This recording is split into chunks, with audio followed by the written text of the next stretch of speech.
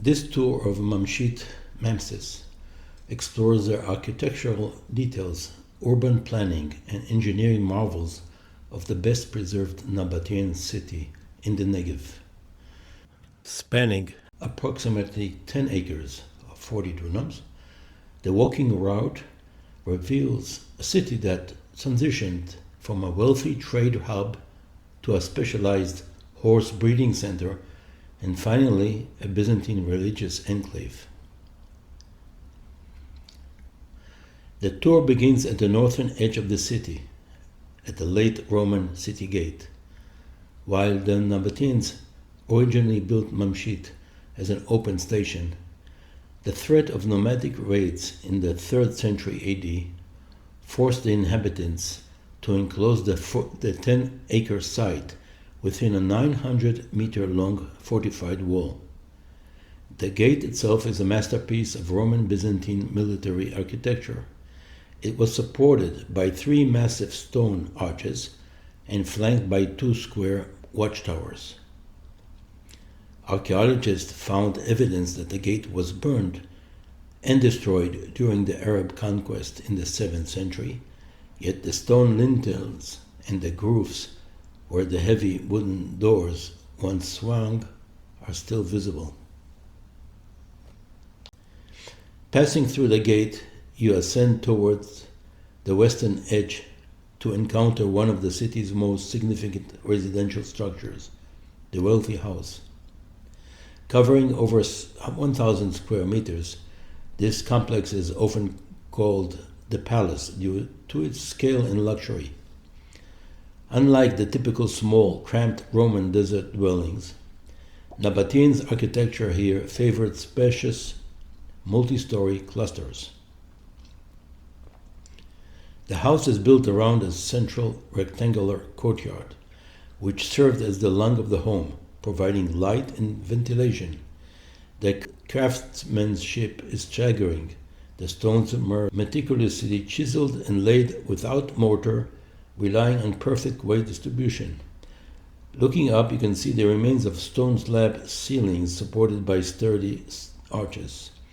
In one wing, a guard room and a reception hall with polished wood floors, now vanished, suggests that this was a residence of a high-ranking official or the city governor. Adjacent to the palace stands a square administrative tower, which originally soared 3 stories high. You can climb a well-preserved internal staircase to the 2nd floor. From this vantage point, you gain a strategic overview of the city layout. You can see how the wide streets were designed to accommodate camel caravans and how the buildings were positioned to catch the prevailing desert breeze. The tower also overlooked the city's vital water systems, emphasizing the administrative control over the life-sustaining resources. The Western Church, Church of St. Nicholas. Continuing south, you reach the Western Church, the most ornate of Mamshit's religious buildings. Built in the early 5th century, it follows a classic basilica plan with a central nave and 2 side aisles. What makes this stop breathtaking is the Nicholas mosaic. The floor is paved with vibrant depictions of geometric patterns, fruit baskets, and Mediterranean birds. A Greek inscription over the floor near the entrance reads, "Lord, save your servant Nilus, who loves Christ, who founded this church."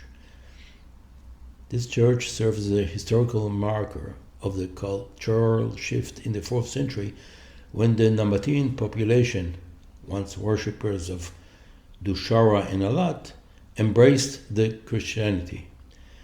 Underneath the atrium of the church lies a massive covered cistern, ensuring that even the act of worship was integrated into the city's water collection network. Nearby is an indoor stable. During the late Roman period, when the incense trade declined, Mamshit became famous of breeding the Arabian horse.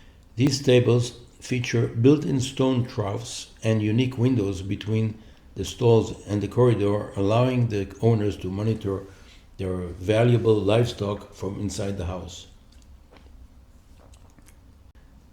Heading toward the eastern section of the city, you walk down a narrow reconstructed street known as the Market. This was the commercial heart of Mamshit, Mampsis. Rows of small arched rooms on either side of the street served as shops and workshops.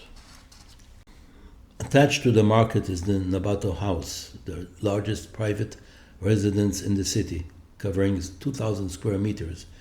It is here the Mamshit's specialized history comes to life. The house contains an indoor stable designed for 16 horses. In a hidden compartment under the staircase in the Nabatean house, archaeologists discovered the Mamshit Tour, a bronze jar containing over 10,500 silver Roman coins. This immense treasure, weighing 72 kilograms, provides tangible proof of the immense wealth generated by the city's horse trade and its role as frontier administrative center. On the eastern ridge sits the Church of the Martyrs. Unlike St. Nilo's Church, which focused on aesthetics, this church was part of a monastery complex. It is distinguished by its large cross-shaped baptistery. Adult converts would descend the stone steps into the water for full immersion. In the side rooms of the apse, researchers found reliquary chests that once held the bones of saints, giving the church its name. Returning toward the center, you find the Byzantine bathhouse. For a desert city to maintain a bathhouse with a coldarium, hot room, tepidarium, warm room, and frigidarium, cold room, was the ultimate display of engineering skills. You can still see the hypocast system, small ceramic pillars that supported the raised floor, allowing hot air to circulate and heat the rooms. Adjacent to the bathhouse is the public reservoir, a massive open pool. This reservoir collected runoff from the city streets during the brief winter rains. It was waterproofed with high-quality Nabatean hydraulic plaster which had survived for nearly 2 millennia. Outside the city walls to the south is the deep valley of Mamshit stream, Wadi Karnub.